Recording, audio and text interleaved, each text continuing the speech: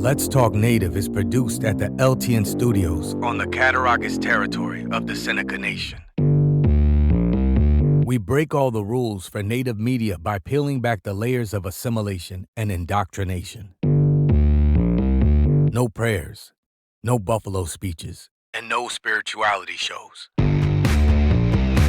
While this podcast does not provide a path to spiritual enlightenment, we do take a tough look at history, oppression, and our survival. We highlight the voices of Native activists, writers, poets, artists, thinkers, and musicians who are fighting for the rights of Indigenous people all over Turtle Island. We may step on a few toes through our examination of culture, art, politics, history, and identity. But the real goal here is to bring our people together by breaking down what separates us. In this moment of historical change and social justice, our voices matter now more than ever before. So, welcome to Let's Talk Native with John Kane. Hello, and thank you for joining the program. We got a good show lined up for tonight. We have to revisit some of the issues that we talk about from time to time because everything's in a state of flux. Sometimes there is movement within a certain fight, and tonight we're going to talk about the mascot issue, in particular the high school mascot issue. It's interesting that since the Washington football team has abandoned its racial slur for a name, it has caused some momentum for high schools to at least revisit. But you would think that when something as large as the Washington football team, a huge franchise, multi-billion-dollar franchise, has to cave on the issue, you would think some of the schools would stop digging in. Well, I've got my guest tonight is Donna Fann-Boyle. Donna lives in Langhorne, Pennsylvania, and she lives close to in the Neshaminy, I should say, within the Neshaminy school district. And Neshaminy High School is one of those schools that continues to dig in no matter what. So let me first go ahead and introduce Donna Fann-Boyle as my guest tonight. Donna, thanks for joining me again. Hi, John. Thanks for inviting me on. I'm always willing to talk about this crazy mascot issue. Well, and it just doesn't ever seem to change for some schools, although other schools have, obviously are adjusting. I was reached out to by David Peniston, who was a school board member at Glastonbury, Connecticut High School, and they were known as the Tomahawks, and they were revisiting this thing. And of course, this name is a little different because it is not referring to us as a people, but it's referring to an object that you can't envision without envisioning the people who wielded that object. And so there was a big debate on whether an object could be deemed offensive. And so that's what David had reached out to me over, and we had a long conversation. I think I helped him sort some of this out through, he had already had a strong feeling about this. But I think listening to a Native person who's involved in this issue, like myself or like yourself, I think some people who want to learn can learn. The ones who don't want to learn, they're not going to move no matter what we present to them.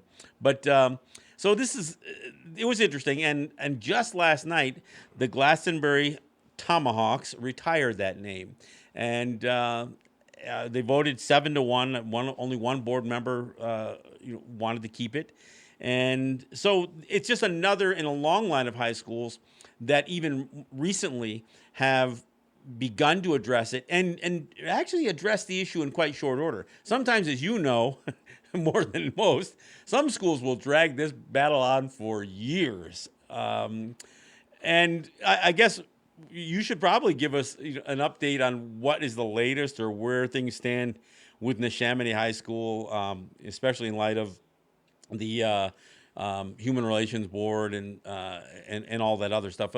Give me an update on where Neshaminy is.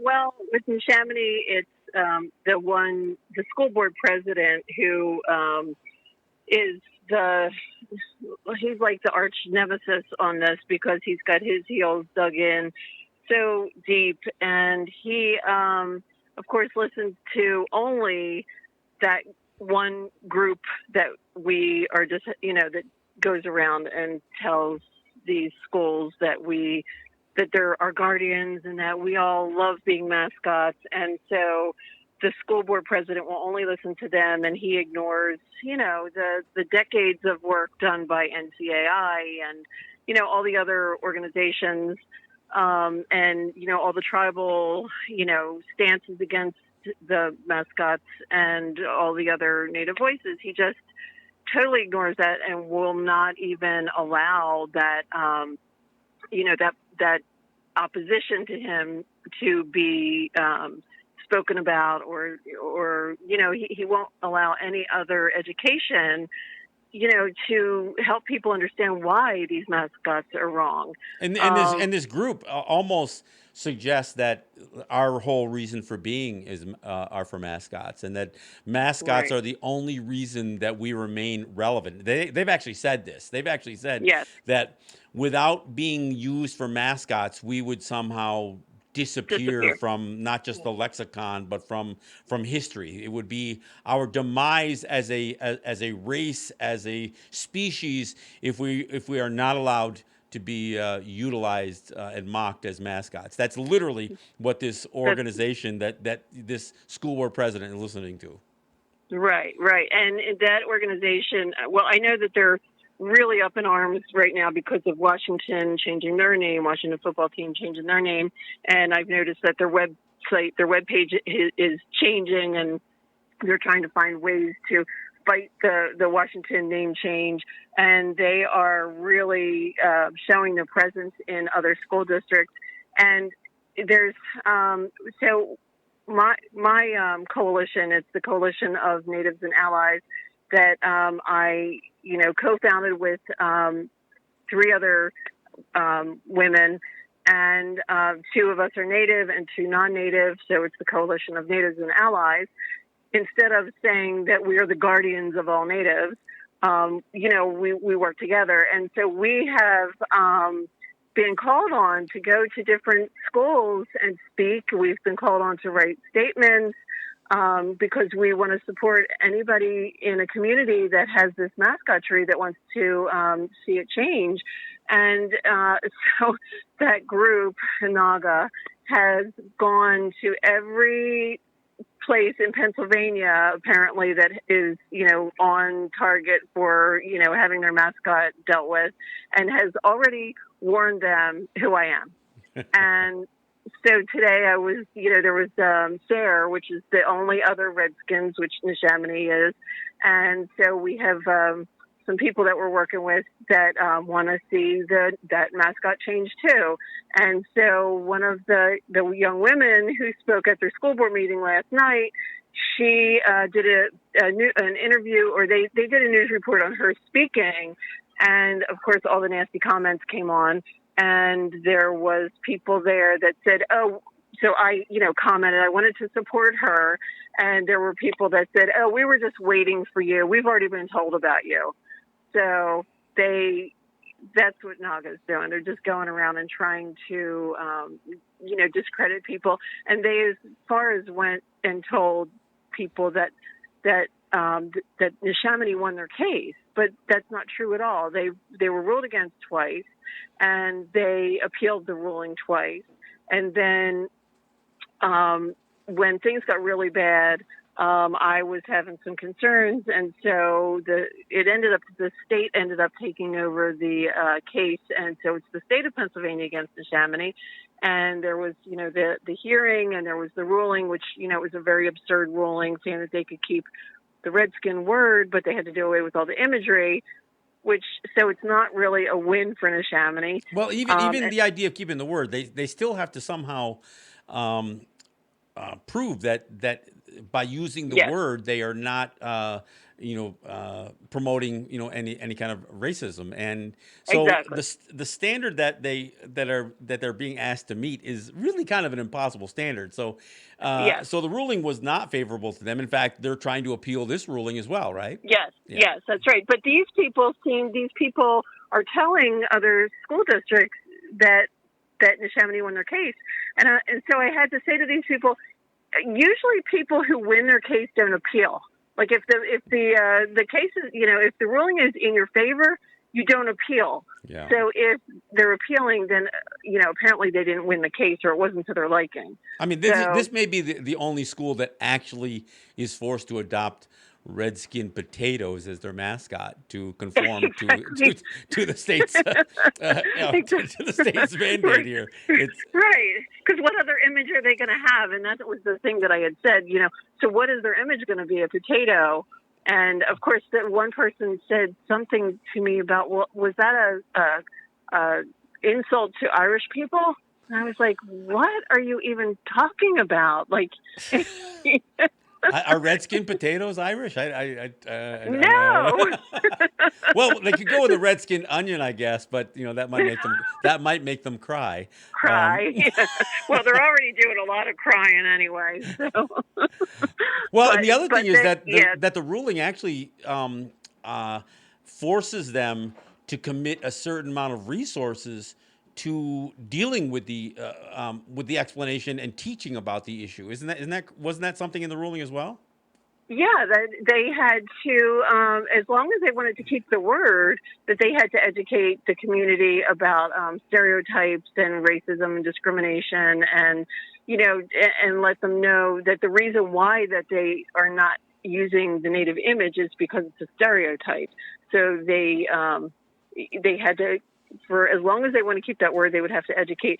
And so it was before they were saying that they were doing, the Neshaminy had this mascot as honor. It was for honor.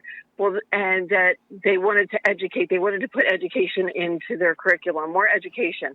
But then when the PHRC told them that you have to put more education into the curriculum, then they said, oh, no, it's too expensive. And now the school board president is saying he doesn't think that a government agency should be overseeing a school board, because the school board is a entity that was, elected or elected officials, and they represent the people. So he thinks that no government agency should oversee a school board, which is totally ridiculous, because that's what these government human rights agencies are for. Yeah. Well, and for anybody to talk about expense, you gave me a number once on how much money they have spent defending the use of native mascots and this nickname, and it's hundreds of thousands of dollars. Oh, $435,000, and then the appeal, I think, is $20,000. So you're talking, over $450,000. And by the, with the other attorney fees and all, I would imagine that by the time it gets to appeal, it's going to be like $500,000. Oh, sure. I'm sure of that. And of course, the Washington football team was the example that many of these schools, especially the schools that use the R word, they would always cite, well, the Washington football team, that's in the nation's capital. And if it's good enough for them, I mean, if they can use that name, which even though Washington, the case for the trademark was dropped because of the Asian band, the Slants, using a slur for their name. There was no question that the courts had ruled that it was a derogatory, it was a racial slur. They never said that the name was okay. They just said that that the Patent and Trademark Office could not prohibit trademarking a derogatory racial slur, even though that was kind of the policy of the Patent and Trademark Office in the first place. But and even Simon Tam from the Slant said, they took this, filed this claim or this case because as Asians they should be able to call themselves whatever they want. But they didn't feel, or Simon didn't feel, that it was okay for non-natives to then, use derogatory terms or use a Native identity. He was totally against that. Well, He just felt it's that no as different Asians, than, I mean, to suggest that a black person can't use the N word, whether it's in music right? or comedy or whatever else. I mean, I would suggest that they can take ownership of and try to, Sure. revalue that word, but it still doesn't give me a right to run around and call No. black people the N word, and nor does does this Asian band, in their case, give me the right to run around and call every Asian person a slant. I mean, it would be Right. absurd. So, Right. yeah, and I know even as they won their case and they saw how it was going to impact the Washington football team, I did see some of the comments that came from some of those band members, but the long and the short of it is Washington, in the wake of Black Lives Matter and the murder of George Floyd and a lot of social consciousness coming out of the clear racism that has been demonstrated, especially with this current presidential administration. Washington had to cave in because their sponsors basically said, "Look, Yeah. you've got to," and this was Nike, I think this was FedEx, this was Yeah. Walmart and Target and Pepsi. Amazon, Pepsi, Right. all of them. So Right. Washington did have to cave. So it does make you wonder when you look at a school like Neshaminy, how do they really think they're going to dig in? Because I got to think, even if I think the bar gets raised even within the ruling of the Human Rights Commission or Human Relations Commission. I think it's going to be really hard for Neshaminy to persevere, not only in an appeal, but to even persevere in trying to conform to the ruling that they got. It just seems like they're going to spend a ton of money and a lot of resources, a lot of energy, at a time when schools are struggling with so many other Yeah. issues, just to keep fighting this thing. And again, unlike many schools, whether it's Glastonbury or whether it's Lancaster High School out here, or some of the schools that you and I have talked with. I mean, there was a school in Wilmington, Delaware, that I'd gone to visit. I mean, there are schools that have brought in Native people to try to understand what our perspective is on this thing. And when you push through it all, it really comes down to the idea of a non-native population of people, most of the time predominantly white, feeling like they have the white privilege that enables them to appropriate some bastardized image of Native people and to define what Native people are through that imagery, and then claim that imagery for themselves. And to listen to a school say, "Oh no, we're proud Indians," and no, you're not, and Right. and besides that, the word's wrong. And no, you're not proud Redskins. You're not proud Warriors.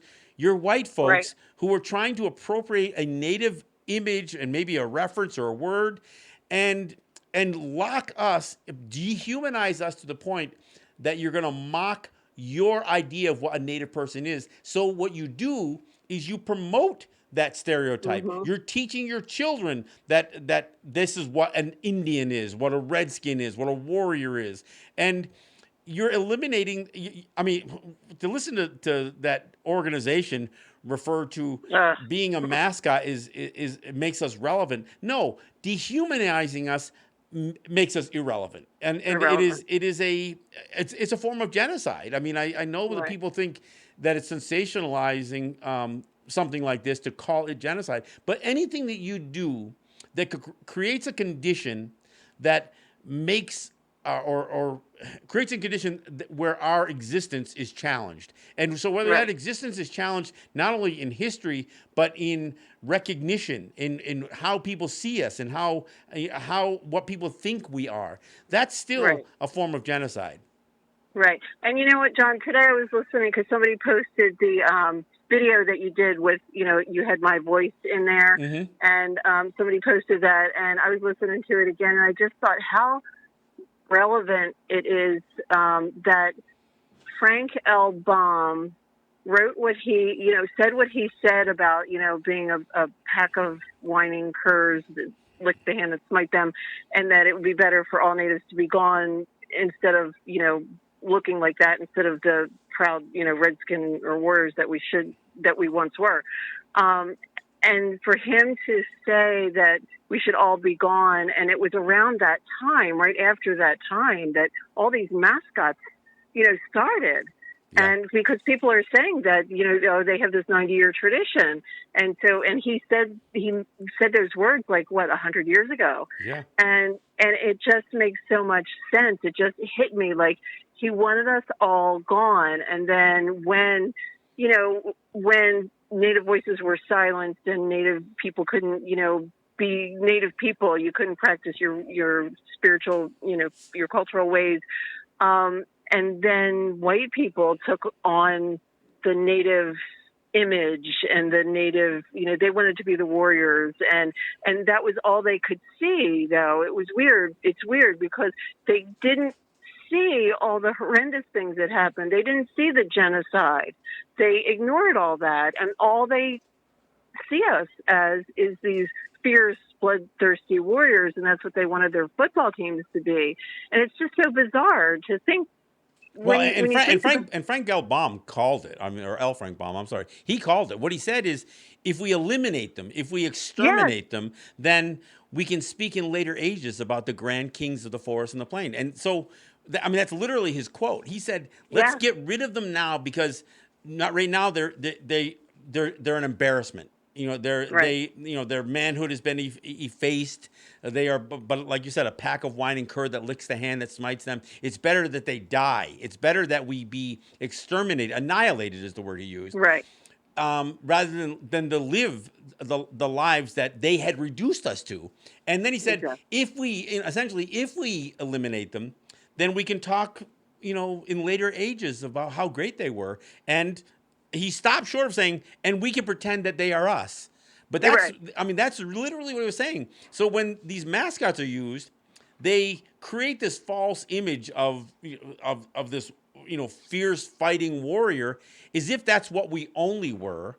And of course, they also they ignore the fact that we're still here. That we're still alive. So it is really just the epitome of white privilege to take a people that you intentionally committed genocide against, calling for the extermination and annihilation of us, and then mock us so you can play Indian. Even while, again, when you look at the time frame and put things into perspective, while Native kids are being ripped out of their homes and sent to these church schools where they are forbidden to speak their language, forbidden to wear their native clothing or have long hair. They have it cut off. They have their names changed.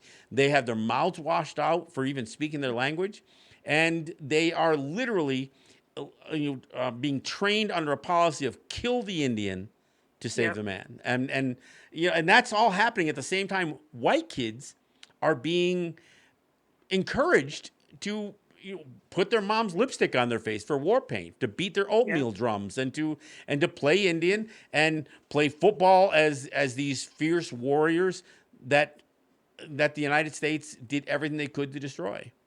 Mm-hmm. Yep. Another thing that I find really bizarre, and somebody said this today on that Facebook thread, that when they talk about being fierce warriors, we're honoring these fierce warriors and these great people, and then when they can't win the argument anymore, they say, "You were just so weak, and we conquered you, so just go away." Yeah, when we tried to defend our identity, they said, "Your identity is nothing. You are weak. You're conquered people." Then what are you? What the hell are you trying to emulate the image of that of those people? Then, if that's what you think of us, and of course, they demonstrate what they think of us, because if we don't agree with them, if we suggest to them what they're doing is wrong, they become terribly offensive. Like I said, I posted a meme a month or so back where I said the only thing more offensive than the use of these racial slurs is the response from these white people when you tell them that it's wrong. Their response is really, really offensive. So.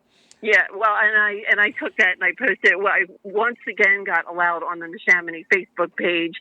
I've been banned from that numerous times, so I I put my initial in my name, and then they decided to let me back on again. And then so we were having some conversation. I'm like, okay, this is going good. They're allowing me to say some things. And then you posted that, and I'm like, I'm taking it, I'm posting it, and I put it on there, and boom, I was gone. And that's not even it's not like you're calling anybody a name or anything else. No. You're just saying that the response from people once you tell them that's wrong is, that the response is even more offensive than the act in the first place. But well, all they could see was that I called them racist. So yeah, no, it's incredible. It really is incredible. Yeah. So, but I really thought that with Washington, when that news came out that they were changing, it was like, this light was shining and everything's going to change. And we have seen so much change. We've been involved, our organization has been involved with Radnor School District, which is the Raiders. It was the Red Raiders. They changed it to Raiders, but they still have the native imagery. So we've been involved with that one. We've been involved with Bellefonte and Sayre, and there's been some other ones, Unionville, and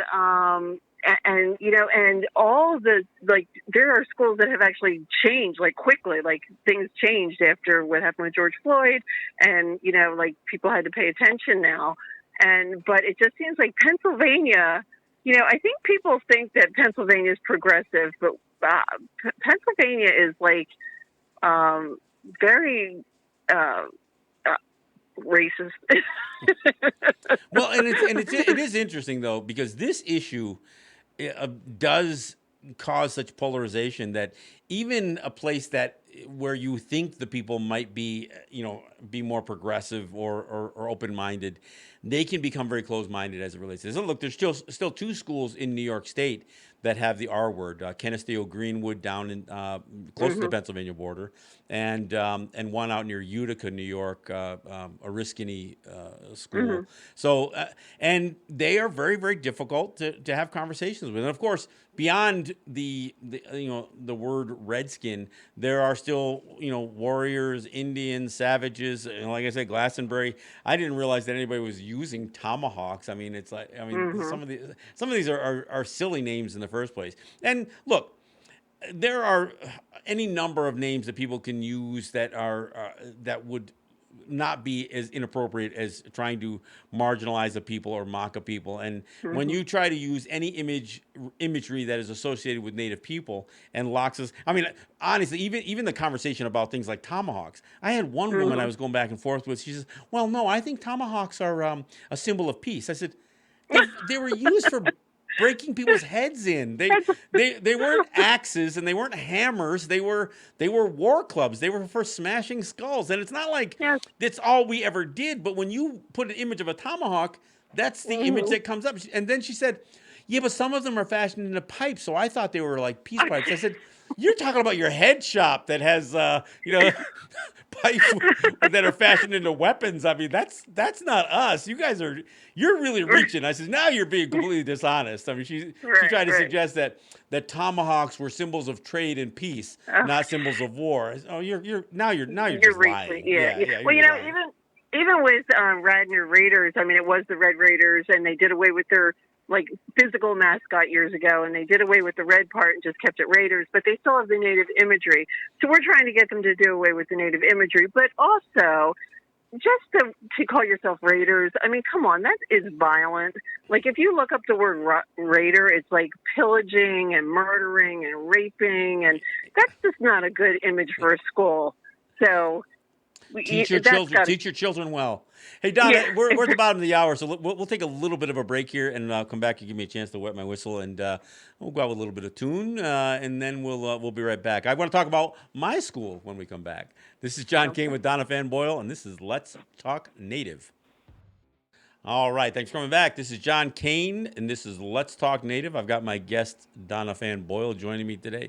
Before we get back into it, let me thank my sponsors. I want to thank Ross and Holly John and the RJE family of businesses. I want to thank Eric White and ERW Enterprises and the folks at Grand River Enterprises. Hey, I also want to plug, we did set up a Patreon account. So if you go to patreon.com/Let's Talk Native, you can sign up and essentially become a member, and you can sign up for $5 or $10 a month. It helps us do do what we do here, and we're continuously adding. In fact, tonight is our first night on our new on our new soundboard, so we're always trying to improve what we're doing here and work out the kinks as we go along. But your support along with our sponsors would be greatly appreciated. So again, check out patreon.com/Let's Talk Native. All right, let me get back into it. So Donna, I almost feel guilty because I never took this on sooner. I was always waiting for the high school that I graduated from to begin the process, and then I was going to jump in, right? And they never did. I went to a school that is from a fairly progressive area. Look, we still got a lot of I mean, it's a suburban area. It's called Cambridge, New York. It's close to the Vermont border, but you would think that there would be some pretty progressive thought there. But I first reached out to my classmates. We have I'm the class of 1978, the class of 78 Facebook page for CCS, Cambridge Central Schools, and I just floated the idea past to my classmates, and I got pretty good response. Not everybody was crazy about this because they are the Cambridge Indians, and I went to school there. I mean, this is my experience growing up in this town. I was a popular person in school, and I participated in sports and that kind of thing. And I didn't have a self-esteem problem, but I still got called chief.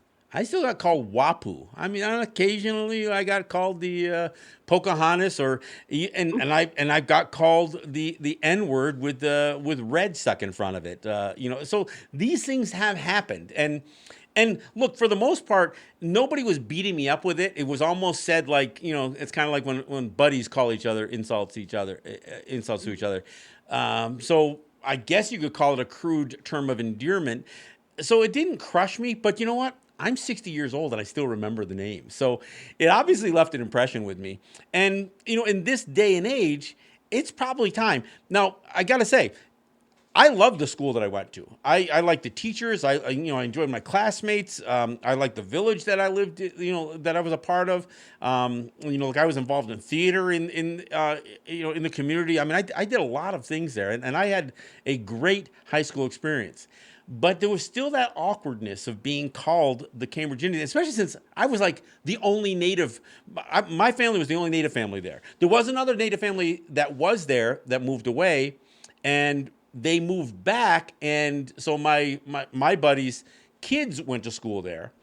And frankly, that family has a different view of using native mascots. So, my friend, his nickname was Dietz. His favorite football team was the Washington NFL team, and his dad, basically spoke at the school about how much he thought the name, was important and that kind of stuff. But that's one family, and I'll tell you, there sometimes can be a difference, and the difference between me and this family, and I'm actually related to that family. I'm married into that family. My wife is related to that family that's still there. The difference is I live in a native community, so I know what other native people think now. And I'm not condemning, these are friends that I grew up with. This family I was very, very close to growing up. They were popular among white people. They were, everybody recognized them as native people. They did the powwow trails and that kind of stuff, but they didn't live in a native community. Of course, most of them married non-natives and so they never stayed connected as much to a native community. So they did feel individually as a family honored by the idea that they were essentially the Cambridge Indians for all intents and purposes.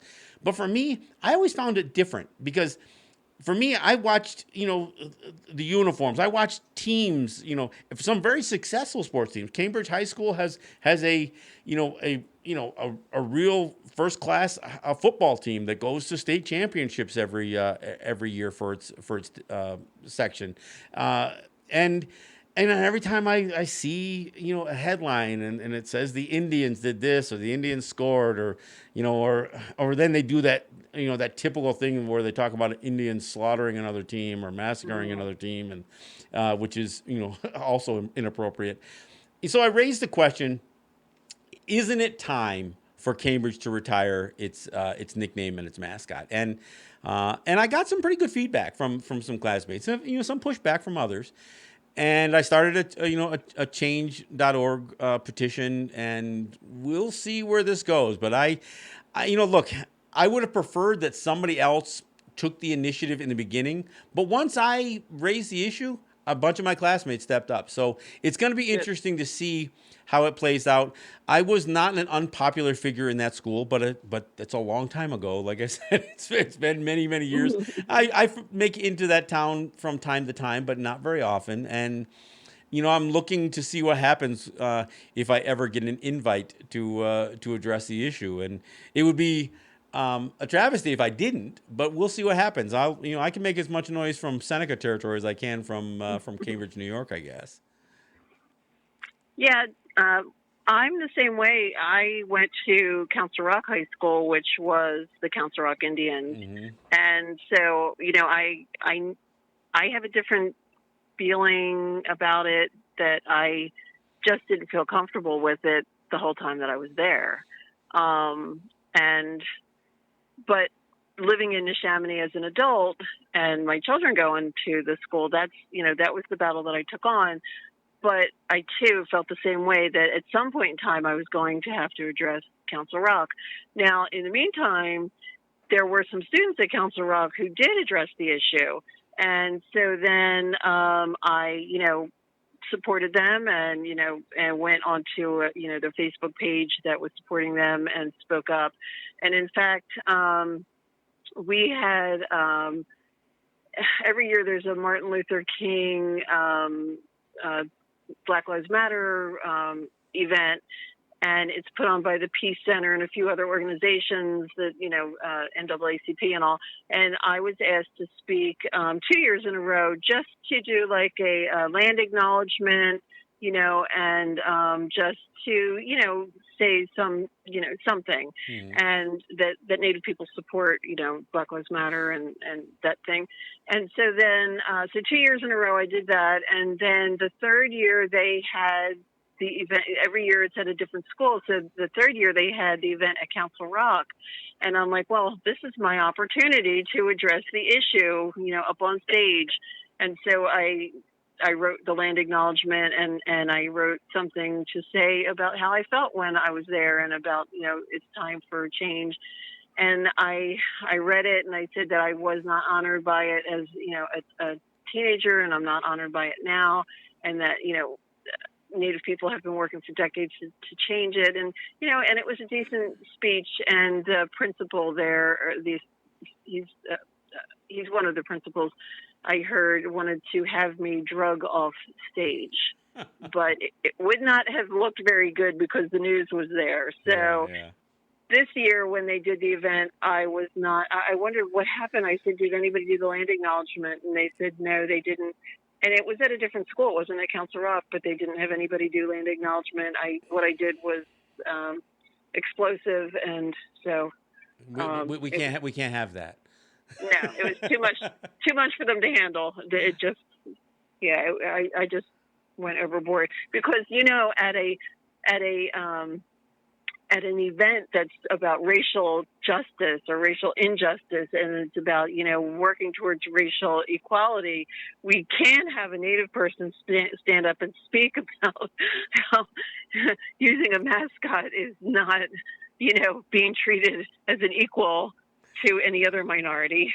You can't have that happen. Well, and this is what I talk about. There's almost a unique racism that Native people experience. And part of it is, there's almost like, I don't know, there's enough acknowledgement about certain civil rights associated with black people. I'm not suggesting that, look, Black Lives Matter is an important movement.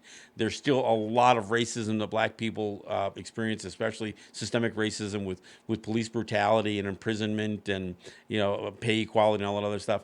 Native people, we experience a different, racism almost. We experience a lot of that too.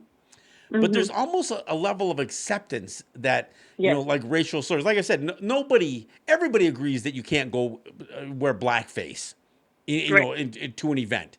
But red face, is almost completely acceptable. The fact that you can use Yeah. a racial slur for a Native person publicly is is very socially acceptable among much of the white population, and in fact, it's even acceptable against among some of the black population. I think we Yes. have seen, the Black Lives Matter movement. Really embrace Native issues in a way that I think is significant, and that's why we've seen the toppling of Columbus statues and Yes. conquistador statues, Junipero Serra statues, and of course, this, even what's transpired with the Washington football team was a direct result of the Black Lives Matter movement, the murder of George Floyd, and this Yep. reawakening of social consciousness as it relates to racism. But this and part of the stuff even catches me by surprise. I didn't expect to be that Native people would be the beneficiary of some of this. I went out of my way to make sure that I did not subscribe to this notion that every time we hear Black Lives Matter, we got to say Native Lives Matter or All Lives Matter. Right. None of that crap. I understood exactly what Black Lives Matter stood for, and it never had to be appropriated. And I'm still battling Native people who want to try to suggest that it's fine to do that. But I honestly I never expected that we would be such obvious beneficiaries of this movement, calling into question, the systemic racism as we have, and even though you're going to have schools like Neshaminy who are going to dig in, even as the Washington football team changes its name and school after school after school changes it, we are seeing success. The trend is clear. The tide is clear. School after school drops not only the most derogatory names like the R word, but whether it's warriors, Indians, or savages, Red Raiders, all of that stuff.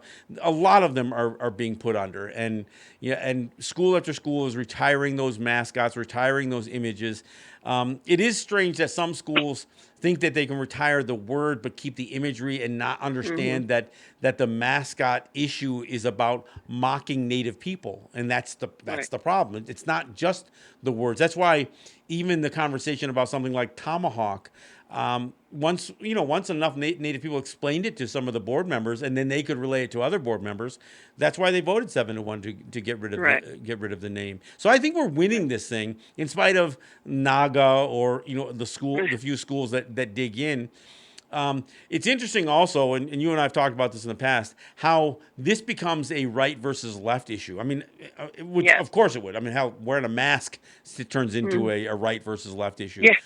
But the whole idea that you will have conservatives, NAGA and MAGA, the Trumpers. I mean, they've teamed up. They teamed up over that whole debacle in Washington D.C. When those schoolboys wearing their MAGA hats had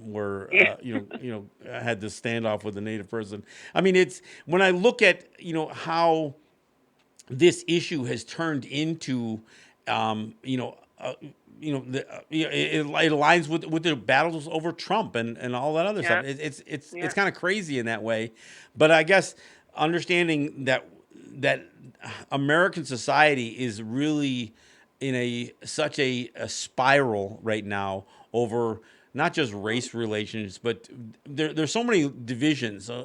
Poverty, rich versus poor, black versus white, white versus brown, the evangelical right versus everybody else. I mean, Republicans versus Democrats. There's so much division, so much factionalism, and every issue that becomes a public issue, becomes a social justice issue, is always going to have the right. Taking a position against it, whether it's Confederate flags or removing racist monuments or wording or any of that stuff. I mean, it's clear where the lines are going to go politically, and we see that in every little town. I will say, as I mentioned earlier, though, even some towns that you would think would be an easier conversation. And look, I'm not writing off my alma mater, Cambridge Central School, but it's going to be dicey. I mean, I know, how much people have grown how much affinity people have shown towards the name Indians, especially as they've had such success with their sports teams. Mm. It rolls off of everybody's tongue. So I guess we'll have to see how this goes. And but I kind of threw my hat into that ring. So we'll see what happens Yep. with it. Yeah. Well, we've been contacted by a group in Philadelphia who, it's a Black organization, and they were looking to change some of the names of the streets, some of the names of schools that could be, offensive, or that maybe had a name of a person who was, a slave trader or had something to do with killing, Black people. And they reached out to our coalition and they said, we want you to join us and let us know if there's any schools or street names or anything that is harmful or offensive to Native people. And they called us to their Zoom meeting, and they sent us a list of school names and asked us to weigh in on it. So they really, those who really understand that it's all about, all racial issues, they are, reaching out to other minorities and, really want to support those other minorities and protect one another. And, and it just had a lot to do with George Floyd. I mean, Oh, sure. I think when people saw him being murdered for 9 minutes, it's like something your eyes were just automatically open, and you just can't ignore it. And that's what is so bizarre with Neshaminy, because with Washington changing their name, like you said, it was one of the excuses that they used. With the capital of our country has a football team, that uses that word. If it's good enough for them, it's good enough for us. Yeah. And we'll change when they do. Well, They did. Now it's your turn. Right. Why are you still hanging on? Well, and some of this, one of the things that happened here in Western New York, in Buffalo, Millard Fillmore, who was obviously one of the presidents of the United States, who had ties to Buffalo. There were streets and hospitals and buildings, university buildings named after him, and that kind of stuff. And nobody evaluated, well, what does that mean? And why honor this guy? What did he represent? And of course, he was also the president when he signed into law the Fugitive Slave Act.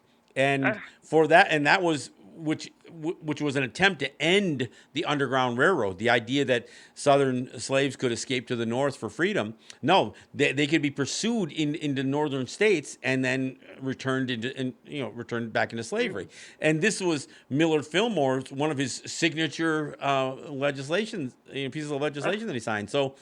So he's been struck. He's been struck from buildings and streets and all that stuff in here in Western New York. And most people didn't even know why, other than the name being familiar, they didn't even know what he represented. And this and that's what, again, I agree with you. The death of George Floyd piqued a lot of people's consciousness, and I think it almost tapped into a part of empathy that has been dead in a lot of people. Something that allowed people to be complicit with racism. If they weren't racist themselves, they could look the other way and ignore it. And when a man not just pleads for his life, but when he's in his dying breath calls to his mother, and then you've got bystanders that are pleading with the cops to not kill him. I mean, the combination of the imagery, the voices, the sounds, all of that stuff came together, I think. And the real shame is Eric Garner went through the same thing. Tamir Rice, a 12-year-old boy, gets shot for playing with an airsoft gun. I mean, the travesties and the tragedies that have taken place over the years never should have happened. But the idea that it has to keep happening until finally, people take notice. And look, there are still a lot of people. Look, I saw somebody post something today that said that 63% of Americans think that Donald Trump is an embarrassment. But you know what? I don't know where that 63% comes from. The majority of the Senate supports him. Almost half of the House of Representatives supports him. And the majority of U.S. governors are Republicans that support this guy. And they support and you can't support Donald Trump and not support the racism and and all of the other flaws in his character, that present themselves every single day. So when I hear people say that that the majority of people this or the majority of people that, look, the political system is still really, really geared to hang on to these elements of racism. And, and that's why the work that we're doing is important work, because by shining a light on things like school mascots, we're shining a light on the idea of systemic racism that is embedded in the education of our children. Yep.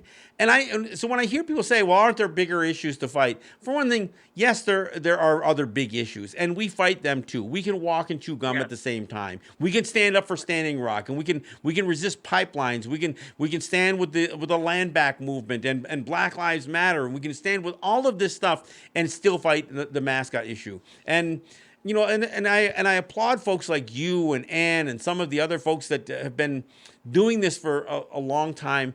And it is hard. I mean, look, this show right now, we're into our 11th year doing Let's Talk Native. And I can't tell you how many shows I've spent talking about the mascot issue. And it ends up being a relevant conversation within the conversation about racism, within the conversation about social justice. It is a relevant conversation, because if you're promoting stereotypes to children, if you're saying that you can dismiss a people and just characterize them as cartoonish, buffoonish images, and essentially ignore the fact that we still exist, then you're damaging those children, the non-native children too. They're being damaged as well. So that's the thing that they don't realize, is how damaging it is. And you know what? They can tell me, a million times to leave their community. I mean, I had people today say, you live in Langhorne, leave our community alone, and, try to bully me and, call me a clown and everything like that. But you know what I was doing, John, while I was fighting with those people? I'm also a beekeeper, so I was facing off with thousands of honeybees, and and those honeybees could, tear me up. They could kill me, and so those people that are telling me to get out of their community or to leave them alone, they're nothing compared to thousands. I've been watching your videos and your pictures, and I applaud that. I think it's cool what you're doing. So I was multitasking today. Well, and I know when you joined me on this program, and I know you've joined me on my show in New York as well. I know oftentimes you're trying to balance multiple things. I know this is kind of late for you, so I had to ask you if I could convince you to stay up past your bedtime for me. So my mom's even staying up. All right. Well, look, it is always a joy to have you join me on the program. I enjoy talking to you. You and I haven't had a chance to sit together for a number of years, but we'll do it again soon when all this COVID-19 stuff is done. We'll make a point of it. I'm going to come to Langhorne, damn it. Oh, you better come to Langhorne. As long as you have one of those bee suits for me. Yeah, we have an extra one. I'll teach you some beekeeping. All right, I'll leave with some honey too then. All right. Oh, absolutely. Well, Donna, I want to thank you again for joining me. It's always a pleasure to have you on my program, and thanks, John, keep up the good work. And I'm with you. I'm with you every step along the way. Oh, I know you are, and I'm with you too. Take care. All right. Again, that's Donna Fann-Boyle. She is my good friend, my colleague in the battle, not just for the mascot issue, over the mascot issue. She's weighed in on missing and murdered Indigenous women, on water protection, all of that stuff. I mean, every time we hear somebody tell us that, wow, you guys are focusing on this when we have more important issues. Yeah, I don't know. I can't diminish or deprioritize this issue, because it is important. It's not just important to Native people. It is really important because, again, the continuation of this kind of stereotyping in institutions of education is very problematic. It promotes racism in a way that has been so acceptable over the years. So it's really important, and I think the work that Donna does and Remy and so many other people are doing. And look, there are women in particular who have played a big role in this issue. Charlene Teeters and Jackie Keeler, Amanda Blackhorse. I mean, so many people over the years, and I'm pleased to join them in this battle, and we're going to keep going. And look, until all the schools, all the high schools and grade schools and colleges, there's a few of those left too, have dropped this idea of mocking Native people for their amusement and entertainment at the expense of our humanity. We're gonna keep at it. So again, hats off to Donna. I want to remind people once again, please do check out our Patreon page. Go to patreon.com/Let's Talk Native, and I also want to remind people to go to our website, letstalknative.com. I want you to subscribe to our YouTube channel. And of course, if you haven't, subscribe to our podcasts, and you can just search "Let's Talk Native" with John Kane podcast, and we show up on all your favorite podcast platforms. We've got a bunch of great videos up, not just the videos of this show, but our short form videos. Please do check them out. Encourage people to subscribe and share the videos that we produce. This is John Kane. This is Let's Talk Native. Thanks for listening. 2 dark days, do you have a tear to spare?